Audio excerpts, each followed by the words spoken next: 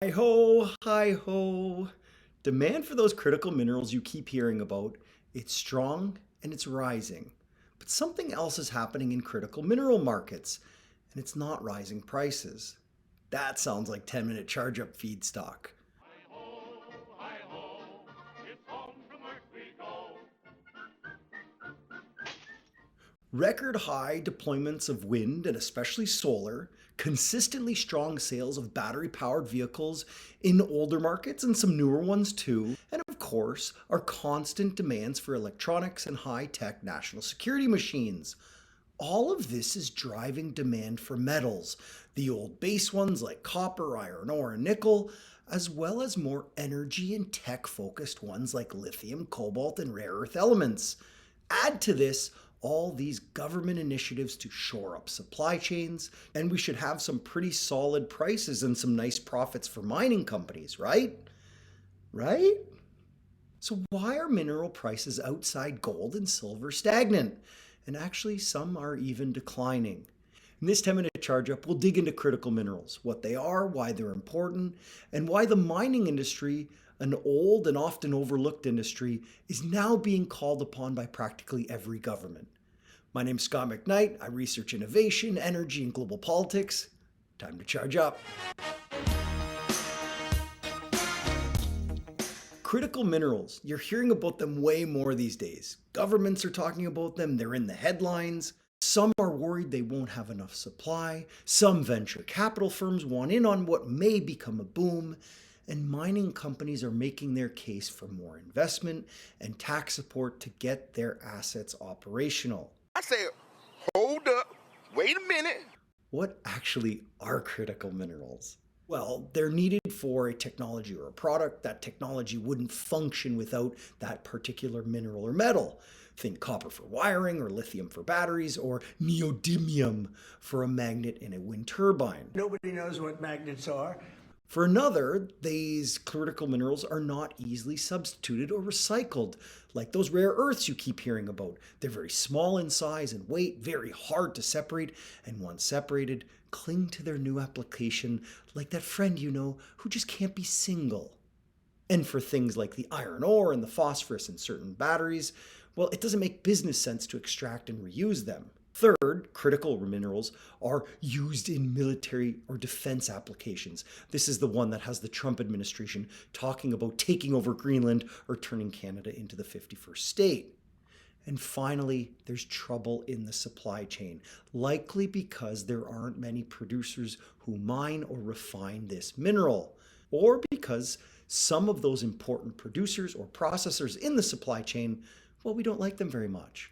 And it's got everyone worried. Practically every government now has a list of the minerals they consider critical. A lot of the minerals on the list overlap, like aluminum, antimony, cobalt, graphite, lithium, nickel, the 17 rare earth elements, and tungsten.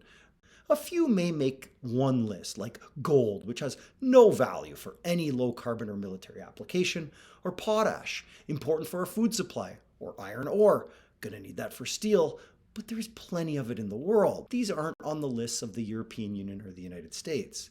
Back to our question. With all of this rising demand and government interest, why aren't mineral prices rising?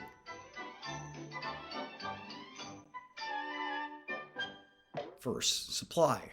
There's a lot of it. Actually, there's more and more of it. And for the most part, and depending on the mineral we're talking about, it's usually concentrated, sometimes very concentrated in a producer or two. Take a look at cobalt, something needed for those more powerful batteries in the bigger electric vehicles. Over 2/3 of the world's cobalt mining is done in the Democratic Republic of Congo.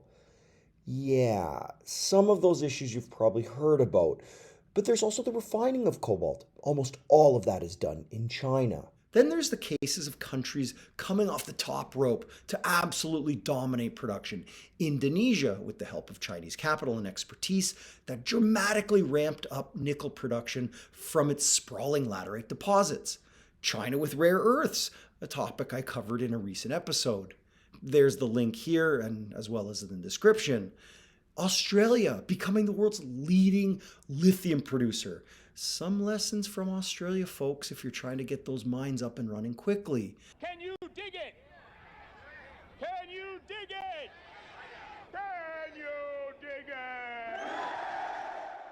Meanwhile, old heads like Chile have kept up production, or smaller newcomers like Zimbabwe and Argentina have pitched in with their own mine supply, so that lithium demand, which surged in the last decade plus due to battery demand from EVs, well, we haven't seen shortages in that market. Mining is a tough and risky business. Prices are notoriously volatile, way more so than oil, for example. I'm an old broken down piece of meat, and I'm alone. Or nickel, whose prices are in the doldrums despite steadily growing demand for EV batteries. And to get a new mine online takes time, a long time. Check out some of the differences in how long it takes to get a new greenfield mine up and running, with the longest times being in Canada and the United States. It's likely going to be almost 20 years before the first load of ore is shipped and the company is making money.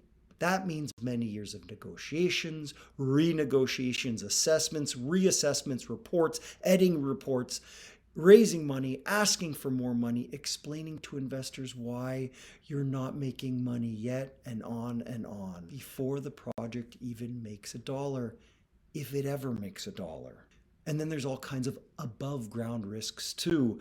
Challenges with local communities, First Nations or Aboriginal groups, government regulators, environmental groups, and on and on. It takes a little bit less for expanding already established mines, while the shortest period is needed to build processing facilities. Now, that's assuming you want those facilities nearby and you have the capital and the expertise to run them.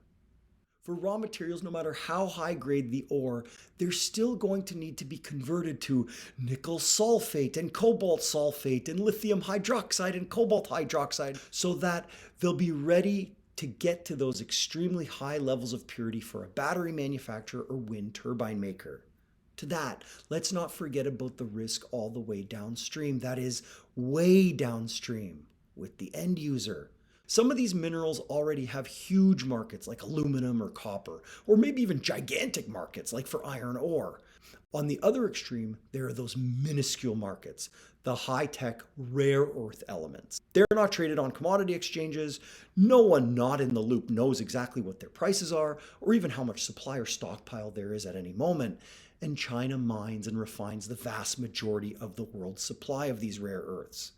Then in between, we have the minerals that have surged in demand and importance kind of recently because of what they do in low carbon technologies. The lithium and cobalt in the cathodes of batteries, the graphite in the anodes of batteries, the polysilicon and even silver in solar PV modules, and the like.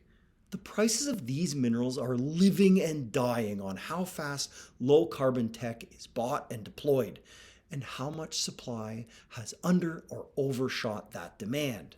Take a look at nickel. Years back, like 98% of nickel end use was for stainless steel. Now, about 1/4 of nickel is used in EV batteries, and that share is only going to continue to grow. Now, speaking of end use, here's another source of uncertainty. What happens if a tech radically changes? Meaning you no longer need those minerals or metals that we invested all of that money to produce. Or maybe, as the case is with every technology, that technology needs less of those minerals or metals. Sure, battery demand has surged with the growth in EV sales, but the chemistries in those batteries, that is, what kinds and how much of those minerals are needed for the cathode and the anode, well, that's witnessed a dramatic change in recent years with the staggering growth of so-called LFP, lithium, iron, and phosphate. No nickel, no cobalt. There's risks on the supply side too, from other suppliers, countries, or companies, those with better ores, larger or cheaper deposits, or those simply with a larger appetite to build, to invest, to forego profits, and to push out competition. China hasn't left the chat. This is an industry where it is very tough to displace incumbent producers. They already produce quite a bit. They have cost advantages. They have networks of suppliers and know-how. And if big enough, they have the ability to crank up production, to squeeze prices, and to push out other competitors. In a mine, in a mine, in a mine, where a million diamonds shine.